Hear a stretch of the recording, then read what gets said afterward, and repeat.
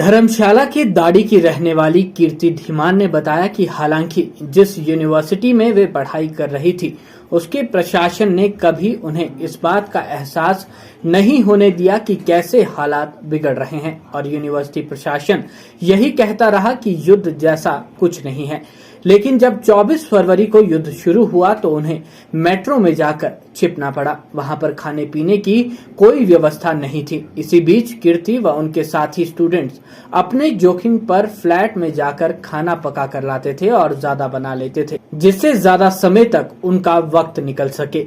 कीर्ति जब वापस आई तो यूक्रेन फैमिली ने उनका साथ दिया। मेट्रो से रेलवे स्टेशन तक यूक्रेन के फैमिली के एक सदस्य ने अपनी जान को जोखिम में डालकर उन्हें पहुंचाया। उसके बाद सिलसिला चलता गया और यूक्रेन स्थित भारतीय दूतावास के अधिकारियों की मदद से उनकी वापसी संभव हो पाई।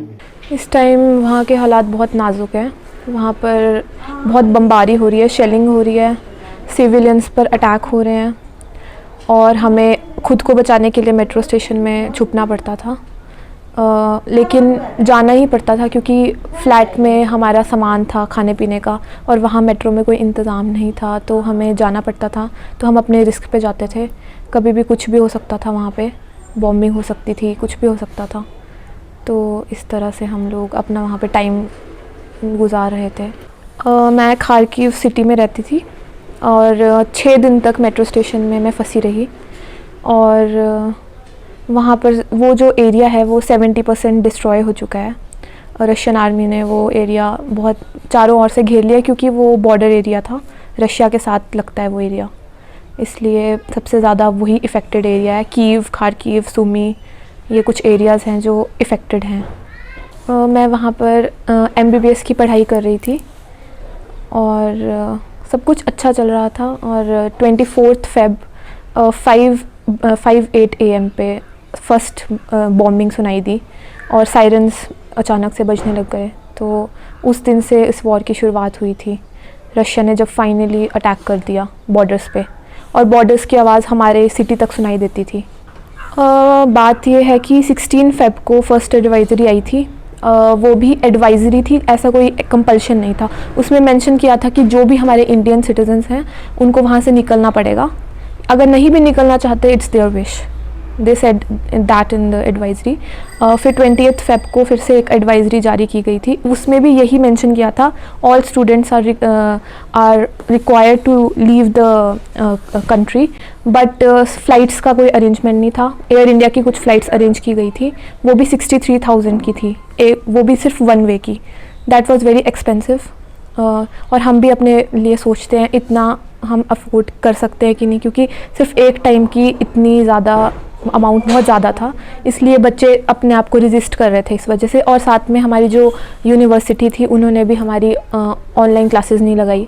वो लोग हमें बोल रहे थे कि आप वहीं पे रहिए और वहीं पे क्लासेस लगाइए और कुछ भी नहीं होने वाला है। वो लोग हमें 100% श्योरिटी दे रहे थे। दैट इज़ वाई हमें वहाँ रुकना पड़ा, क्योंकि हमारे एग्ज़ाम्स थे, हमें रहना पड़ता है वहाँ पे।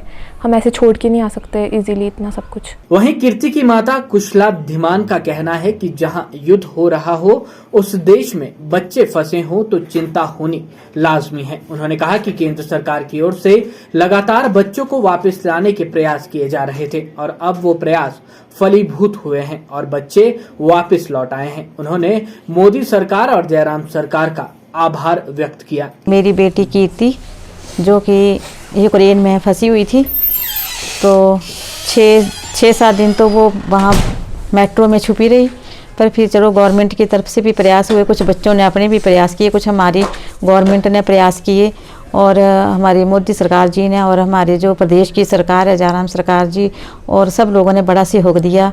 मीडिया वालों ने भी बहुत सहयोग दिया। इन सब के सहयोग से आज मेरी बेटी बिल्कुल सेफ अपने घर पहुंच गई है। कल 6 बजे वो दिल्ली से पहुंच गई धर्मशाला।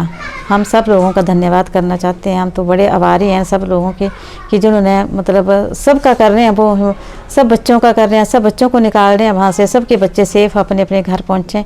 ये हमारी सरकार का बहुत अच्छा कदम है और हमारी मोदी सरकार जी ने बहुत अच्छा मतलब किया। वहाँ बच्चों को भी अच्छा मतलब अच्छा मिल रहा था खाने पीने को भी, और मतलब यहाँ आने के लिए भी इनके लिए सब कुछ फ्री था, घर तक फ्री पहुँचाया इनको।